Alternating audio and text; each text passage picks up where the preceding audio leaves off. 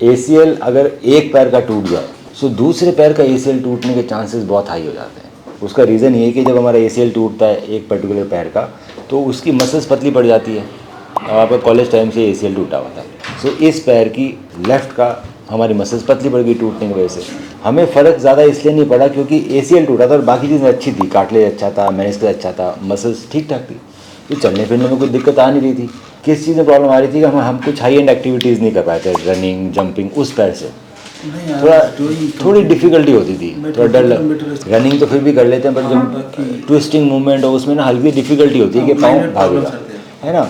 सो आपने अपना gym Vim continue किया, आपने अपनी स्ट्रेंथ ट्रेनिंग अच्छी रखी, तो आप प्रोलॉन्ग कर पाए उस चीज़ को, प्रोलॉन्ग कर पाए।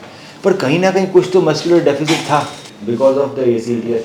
अब ये डेफिसिट ना दूसरे पैर में भी आता है, थोड़ा सा इसमें ज़्यादा आता है, दूसरे में कम आता है। दूसरा, एसीएल को बचाने के लिए जिस तरह की हमें स्टेबिलिटी की एक्सरसाइज चाहिए होती है वो हम कर नहीं पाते, तो क्या होता है दूसरा पैर भी अपना वो पावर पे नहीं रह पाता। दूसरा, बॉडी उस पर ज़्यादा वजन डालती है, सो बॉडी वजन भी ज़्यादा डाल रही है, उसका पावर भी थोड़ी कम हो गई है, सो उसमें इंजरी होने के चांसेस ज़्यादा रहते हैं। सो अगर हम एक एसीएल को ऑपरेट नहीं करेंगे तो दूसरा एसीएल टूटा हुआ बहुत कॉमन है, हमारे पास आ जाता है।